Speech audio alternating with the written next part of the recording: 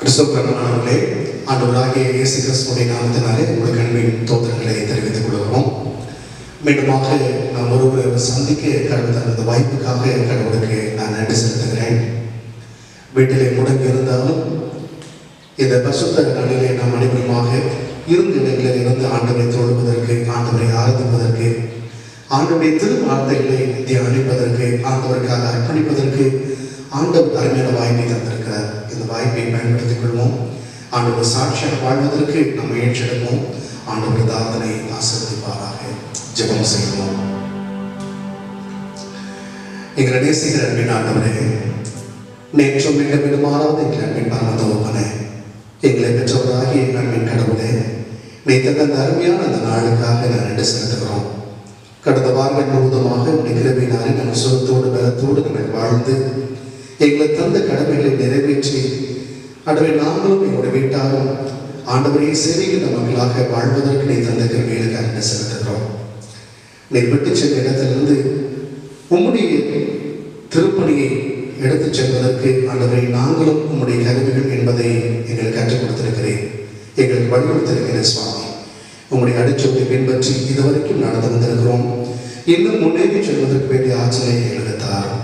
எங்களுக்கு நல்ல ஆலோசகராக, நல்ல ஒரு குருவாக, நல்ல ஒரு ஆயராக, ஆண்டவரே நல்ல ஒரு மேய்ப்பராக இருந்து எங்களை வழிநடத்துகிறேன். நாங்கள் நன்றி செலுத்துகிறோம்.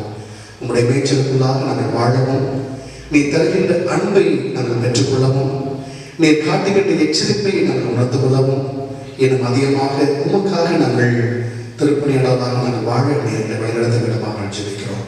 இந்த ஆற்றை துவக்கு முதல் இறுதி வரை உடைய மாறாத பிரசனங்களை வழிநடத்த வேண்டுமாய் அருமை ரட்சகர் மீட்பருமாகிய இயேசு கிறிஸ்துவின் பாதப்பட்டு ஜெபிக்கிறோம் எங்கள் அன்பின் கடவுளே. ஆமென். அன்புக்குரியவர்களே, ஆண்டவரை நாம் துதிப்பது நம்முடைய கடமை.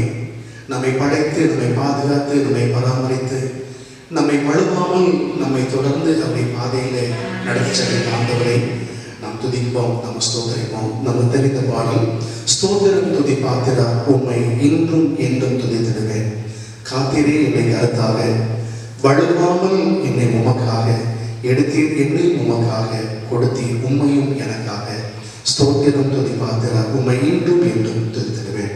இணைந்து ஆண்டவரை ஸ்தோத்திரித்து இந்த பாடலை பாடுவோம்.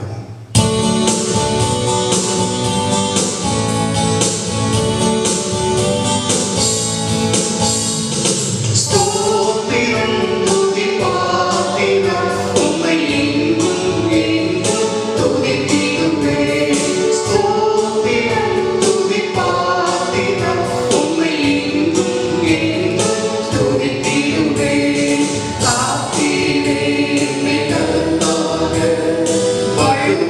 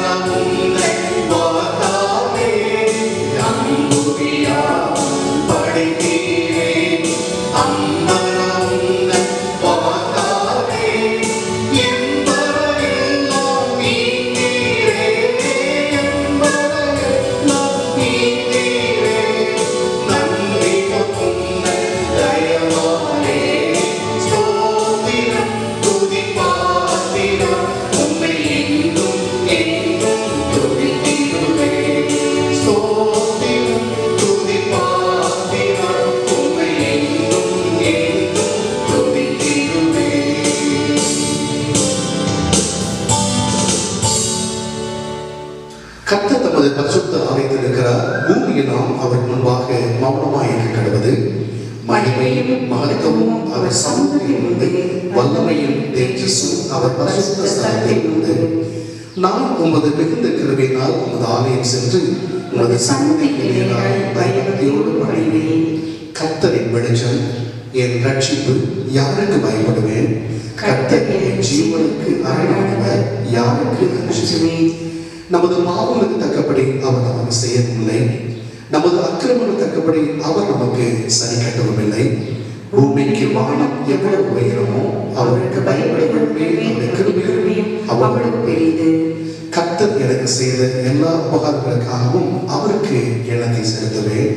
ரட்சிப்பின் பாத்திரத்தை எடுத்துக்கொண்டு கர்த்தரின் நாமத்தை தொழுது கொள்வேன். சேர்ந்து சொல்லுவோம். என் கண்மலையில் என் மீட்புமாகிய கர்த்தாவே, என் வாயின் வார்த்தைகளும் என் இதயத்திலும் உமது சமூகத்தில் பிரீதியாய் இருப்பதாக. ஆமென்.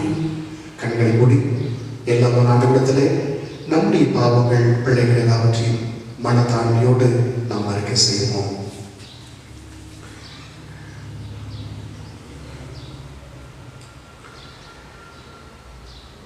கடந்த நாட்களிலே நம்முடைய நினைவுகள், நம்முடைய வழிகள், நம்முடைய செயல்பாடுகள், நாம் பேசின பேச்சுக்கள், நாம் வாழ்ந்த விதம் எல்லாவற்றையும் நாம் திரும்பி பார்ப்போம். இவைகள் எத்தனை ஆண்டவருக்கு பிரியம், ஆண்டவருக்கு பிரியமில்லாத காரியங்கள். உலகத்தை திரும்பி பார்க்கும் பொழுது வன்முறையும் சமாதானம் இல்லாத சூழ்நிலையில் வாழ்கின்ற இந்த நிலையிலே நாம் வாழ்ந்து கொண்டிருக்கிறோம். தனிப்பட்டவர்களாக, குடும்பமாக, திருச்சபையாக, சமூகமாக நாமும் ஒரு சில பாவங்களுக்கு உட்பட்டிருக்கிறோம். இது ஒரு தருணம். இந்த தருணத்திலே உண்மையாக மனம் உணர்ந்து, ஆண்டவரை நானும் ஒரு பாவிதான், என்னுடைய வாழ்விலும் அக்கிரமம் உண்டு, என் வாழ்விலும் விருதுகள் உண்டு, என் வாழ்விலும் பாவங்கள் உண்டு என்று சொல்லி ஒருவனை இந்த சமூகத்தில் ஆண்டுடைய சமூகத்தில் என்னுடைய பாவங்களை மனத்தாழ்மையாக அறிக்கை செய்வோம். ஆண்டவர் இறக்கம் உள்ளவர், மன உருக்கம் உள்ளவர், நீடிய சாந்தம் உடையவர். எனவே அந்த ஆண்டவரிடத்தில் நம்முடைய பாவங்களை மனத்தாழ்மையோடு நாம் அறிக்கை செய்வோம். சர்வலமே மிகுந்த பிதாவே, தப்பிப்போன ஆடுகளைப் போல நாங்கள் வழிகளை விட்டு வளைவழிந்து போனோம். எங்களில் இருந்த யோசனைகளுக்கும் விருப்பங்களுக்கும் மிக மெழுகி நடந்தோம். முது பரிசுத்த கட்டளைகளுக்கு விருத்தமாய் குற்றம் செய்தோம். செய்தங்களை செய்யாமல் செய்த காதுகளை செய்து வந்தோம். எங்கள் சுகமே இல்லை. ஆனால் ஆண்டவரே, தேவரே, ஆண்டவராய் இயேசு கிறிஸ்து மூலமாய் மனிதருக்கு அருளச் செய்த வார்த்தையின்படியே நிர்வாகியுள்ள குற்றங்களாகிய எங்களுக்கு இறக்கும், தப்பிதங்களை அறிக்கிடுகிற எங்கள் மேல் பொறுமையாகிறோம்.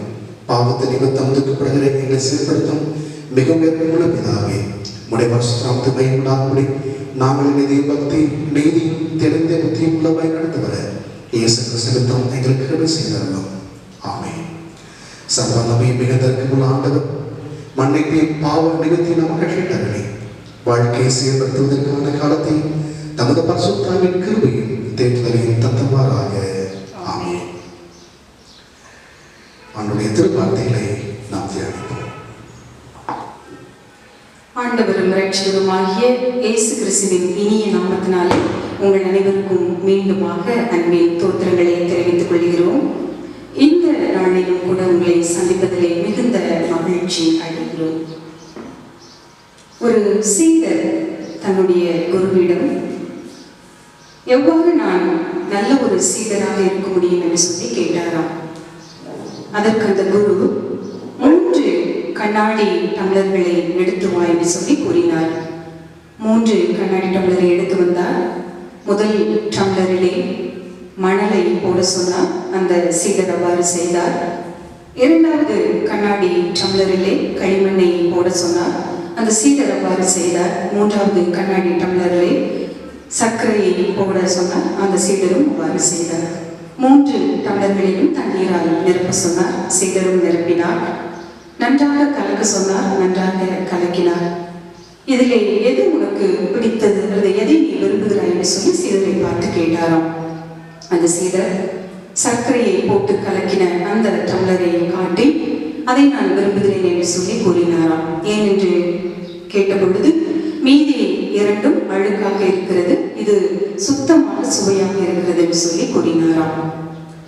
உடனே அந்த குரு கூறினாராம், மணலிலே தண்ணீரை ஊற்றி கலக்கினால் எந்த விதமான பலனும் இல்லை. மணலும் தண்ணீரும் ஒன்றும் கலவாமல் மணல் அடியிலே இருக்கும், தண்ணீர் மேலாக இருக்கும். உலகத்தோடு ஒட்டாமல் யாரையும் நேசிக்காமல் இவ்வாறு சீடராக இருக்க முடியாது. இரண்டாவது டம்ளரிலே களிமண்ணை போட்டு கலக்கும் பொழுது தானும் கெட்டு பிறரையும் கெடுத்துவிடும். அந்த தண்ணீர் கலரை மாறி அழுக்காக இருக்கிறது.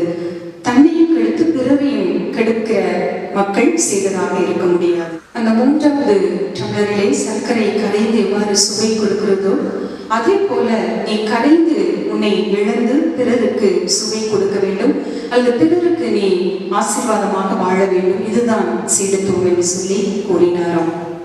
திருமறையிலும் கூட சீடத்துவத்தை பற்றி அநேக குறிப்புகள் வருகின்றன. குறிப்பாக நற்செய்தி நூல்களிலே அநேக குறிப்புகள் உள்ளன. 3 குறிப்புகளை உங்களோடு கூட பகிர்ந்து கொள்ள நான் ஆசைப்படுகிறேன். முதலாவது மத்தேயு 10ஆம் அதிகாரம் 38ஆம் வசனத்திலே, தன் சிலுவையை எடுத்துக்கொண்டு என்னை பின்பற்றாதவன் எனக்கு பாத்திரன் அல்ல. சீடத்துவம் என்பது பின்பற்றுவது, ஆண்டவராகிய இயேசு கிறிஸ்துவை பின்பற்றுவது. 2 வகையாக நாம் பார்க்கலாம். அதே மத்தேயு 19ஆம் அதிகாரத்திலே ஒரு வாலிபன் ஒருவன் ஆண்டவராகிய இயேசு கிறிஸ்துவை பின்பற்ற விரும்பி அவரிடத்தில் வந்து நான் என்ன செய்ய வேண்டும் என்று சொல்லி கேட்கும் பொழுது ஆண்டவராகிய இயேசு கிறிஸ்து கற்பனைகளை கைக்கொள்ளும்படியாக கூறும் பொழுது அதையெல்லாம் சிலுவை முதல் கடைபிடிக்கிறேன் என்று சொல்லி கூறுகிறார். பின்னால் இயேசு கிறிஸ்து கூறுகிறார், உன்னிடத்தில் உள்ளவைகளை விற்று தரித்திரருக்கு கொடு என்று சொல்லும் பொழுது பின்பற்றுவதற்கு மனதில்லாமல் போக்குகிறார். அவர் ஆண்டவராகிய இயேசு கிறிஸ்துவை தொடர விரும்பினார், பின்பற்ற விரும்பவில்லை. Proceeding or following. பல நேரங்களிலே ஆண்டவராகிய இயேசு கிறிஸ்துவின் சீடர்களாக இருக்க வேண்டும் என்று சொல்லி நாம் விரும்புகிறோம். அவரை தொடர விரும்புகிறோம், அவரை பின்பற்ற விரும்புவதில்லை. பின்பற்றுவது என்பது அப்படியே காப்பி அடிப்பது போல, அவரை அப்படியே ஃபாலோ பண்ணுவது அல்லது பின்பற்றுவது. இந்த வாலிபனுக்கு அவரை பின்பற்ற விருப்பமில்லை, தொடர மட்டுமே விரும்பினார். சீடராக இருக்க வேண்டும் என்று சொன்னால் முழுமையாக இயேசுவை பின்பற்ற வேண்டும். இது முதலாவது காரியம். இரண்டாவதாக மத்தேயு எழுதின நற்செய்தி நூல் 16ஆம் அதிகாரம் 24ஆம் வசனத்திலே, தன்னைத்தான் வெறுத்து தன் சிலுவையை எடுத்துக்கொண்டு என்னை பின்பற்ற கடவன். சிலுவையை எடுக்க வேண்டும் அல்லது சுமக்க வேண்டும். பல நேரங்களிலே சிலுவையை அணிந்து கொள்ள விரும்புகிறோம், சிலுவையை தாங்க விரும்புகிறோம், பேரிங். ஆனால் கேரி, சுமக்க நாம் பல நேரங்களிலே விரும்புவதில்லை. ஆண்டவராகிய இயேசு கிறிஸ்துவின் சீடர்களிலே ஒருவரான யூதாஸ் காரியோர் சிலுவையை தாங்க விரும்பினார், ஆண்டவரோடு உடன் சென்றார். ஆனால் சிலுவையை சுமக்க விரும்பவில்லை. எனவே அவர் இறுதி வரை அவரால் அதிலே வெற்றி காண இயலவில்லை, இடையிலே அவர் சென்று விட்டார் என்று சொல்லி நாம் பார்க்கின்றோம். சீடத்துவத்திற்கான இரண்டாவது காரியம், சிலுவையை சுமக்க வேண்டும். மூன்றாவதாக சீடத்துவத்திற்கான காரியம், மத்தேயு எழுதின சுவிசேஷம் 10ஆம் அதிகாரம் 39ஆம் வசனத்திலே, தன் ஜீவனை காக்கிறவன் அதை இழந்து போவான், என் நிமித்தம் தன் ஜீவனை இழந்து போகிறவன் அதை காப்பான். காத்தலாம் இழத்தலாம், இழப்பதுதான் சீடத்துவம். Gaining or losing. கொரிந்தியர் நிருபத்திலே பவுல் அழகாக கூறுகின்றார், கர்த்தராகிய இயேசுவின் மரணத்தை எப்பொழுதும் எங்கள் சரீரத்தில் சுமந்து திரிகிறோம். ஆண்டவராகிய இயேசு கிறிஸ்துவின் மரணத்தை, அற்புதங்களை, அடையாளங்களை மட்டுமல்ல, அவருடைய மரணத்தை நாங்கள் எப்பொழுதும் சுமக்குகிறோம். 1-2 கொரிந்தியர் 6ஆம் அதிகாரத்தை பார்க்கும் பொழுது வசனங்கள் 4 முதல் 10 வரைக்கும் உள்ள வசனங்களிலே எவ்வாறு மரணத்தை சுமக்கிறோம் என்று சொல்லி ஒரு பெரிய பட்டியல் இடுகிறார். காவல்களிலே, கலகங்களிலே, பிரயாசங்களிலே, கண்விழிப்புகளிலே, உபவாசங்களிலே, எல்லா விதத்திலும் நாங்கள் சகலத்தையும் உடையவர்களாக எங்களை விளங்க பண்ணுகிறோம். எல்லா விதத்தினாலும் எங்களை தேவ ஊழியக்காரராக, கடவுளின் சீடராக எங்களை விளங்க பண்ணுகிறோம் என்று சொல்லி ஒரு பட்டியல் பவுல் அப்போஸ்தலர் கூறுவதை பார்க்கிறோம். இயேசு கிறிஸ்துவுக்காக பெறுவது சீடத்துவம் அல்ல, இழப்பது. எதையெல்லாம் இழக்க வேண்டும்? ஒருவேளை இழப்பது என்பது அல்ல, வெறுப்பது என்பது முற்றிலும் துறந்து விடுவது அல்ல. டு லவ் லெஸ், அவனை குறைவாக அல்லது சிறிதாக நேசிப்பது, இயேசுவை முழுமையாக நேசிப்பது, கிறிஸ்துவுக்கு அடுத்த காரியங்களை முழுமையாக கடைபிடிப்பது, கிறிஸ்துவுக்காக இழப்பது என்பது.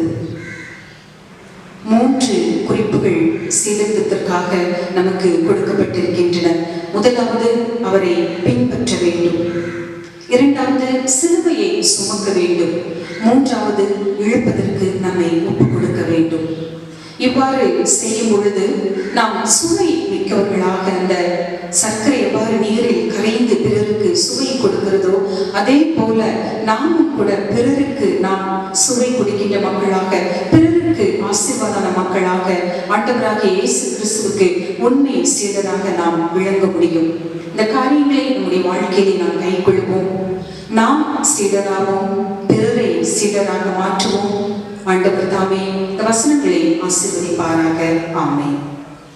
மீண்டுமாக நாம் யாவருமாக தந்தை என்னை இயேசுவே இந்த நிலைமை உமக்கே உந்தனக்கு ஊழியம் செய்ய தந்தை என்னை தாங்கியுள்ளோம் என்ற பாடல் 187வது கீர்த்தனையை பாடுவோம். அப்பொழுது நம்மையும் நம்முடைய காணிக்கை ஆண்டவருக்கு என்று அர்ப்பணிப்போம். அவருடைய பிரத்யேகமாக நாம் காணிக்கை எடுத்து வைத்திருப்போம் என்று சொன்னால் அதை எடுத்து ஜெபித்து ஆண்டவருக்கு ஒதுக்கி வைப்போம்.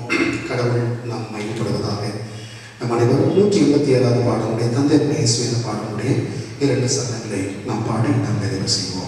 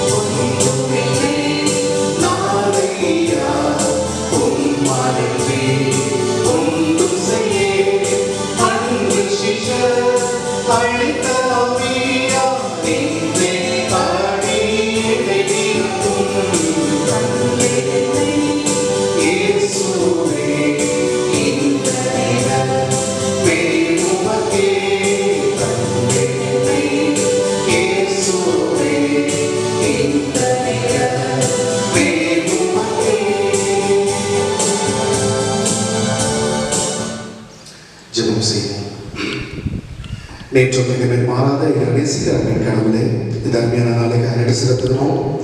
நம்மை புகழ்ந்து நாங்கள் போற்றவும், உடைய திருவார்த்தைகளை தியானிக்கவும், உமக்கென்று நாங்கள் மீண்டும் எங்களை அர்ப்பணிக்கவும், நல்ல ஒரு சீடனாக சீஷத்துவத்தை நாங்கள் நிறைவேற்றும் நீங்கள் கற்றுக் கொடுத்திருக்கிற அன்றைய செலுத்துகிறோம். சுவாமி இயேசுவில் காண்பித்த நல்ல ஒரு மாதிரியை இந்த உலகத்திலே நாங்களும் பின்பற்றி அநேக மக்களுக்கு முன்னோடியாக ஒரு குருவாக நாங்கள் உயர்ந்து நாங்கள் வாழ்வதற்கு ஆண்டவர் அருள்பெற வேண்டுமாக நான் ஜெபிக்கிறோம். திருச்சபை அன்பர்களுக்காக நான் ஜெபிக்கிறோம். ஆண்டவரே, உங்கள் குடும்பங்களுக்காக, குழந்தைகள், வாலிபர்கள், பெரியவர்கள், வயதானவர்கள், தன்மையில் இருக்கக்கூடிய மக்கள் எல்லாருக்காக நான் ஜெபிக்கிறோம். அன்பின் ஆண்டவர் எல்லா மக்களுக்கும் எப்போதுமாக இருந்து நீ கரப்படுத்த வேண்டதை விடமாக நான் ஜெபிக்கிறோம். சுவாமி, நாட்டிலே அன்பும் அமைதியும் தழைத்து போக ஆண்டவர் இறக்க பாராட்டும் சுவாமி. ஒவ்வொரு மக்களும் தாங்கள் எதற்காக படைக்கப்பட்டோம், தன்னுடைய கடவுள் என்ன விரும்புகிறார் என்பதை உணர்ந்து ஞானத்தோடும் கருத்தோடும் தெய்வ பயத்தோடும் மனிதர்களை மனிதர்களாக மதிக்கின்ற மாண்போடு வாழ ஆண்டவருக்கு ஒவ்வொருவரையும் வழிநடத்த வேண்டுமா நான் சொல்கிறேன் சுவாமி. நீர் என்ன நோக்கத்தை காரணம் அழைத்திருக்கிறீர்களோ அந்த சித்தத்தை அறியவும் உம்முடைய பாதையிலே வழி நடக்கவும் நீர் விரும்பின இறையாட்சி பூமியில் நிறைவேற்றுவதற்கு உருவாக்குவதற்கு நல்ல ஒரு சிறுவர்களாக நாங்கள் எழுப்பி பிரகாசிக்க ஆண்டவர்களை ஆசீர்வதிக்க வேண்டுமா நான் சொல்லிக்கிறோம். வருகின்ற வாரம் முழுவதுமாக என் ஆண்டவருடைய அருட்கரம் எங்களோடு கூட இருந்து நாங்கள் அனைத்து மக்களுக்கு சாட்சியமான ஆண்டவர்களை ஆசீர்வதிக்க வேண்டுமாய் அரவிரட்சகர் மீட்பருமாகிய கிறிஸ்து இயேசுவின் வழியாக வேண்டிக் கொள்கிறோம் எங்கள் அன்பின் கடவுளே. ஆமென். நமது ஆண்டவர் மீட்பருமாகிய இயேசு கிறிஸ்துவின் கிருபையும் பிதாவாகிய தேவனுடைய அன்பும் தூய ஆவியுடைய திருப்பரமும் வழிநடத்தும் ஆசீர்வாதமும் உங்கள் அனைவரோடும் இன்று சதா நாட்களிலும் நீடித்து நிலைத்திருப்பதாக. என் ஆத்துமாவே கர்த்தரை ஸ்தோத்திரி, என்னுடைய பரிசுத்த நாமத்தை ஸ்தோத்திரி. என் ஆத்துமாவே கர்த்தரை ஸ்தோத்திரி, கர்த்தர் செய்த சர்வ உபகாரங்களையும் மறவாதே.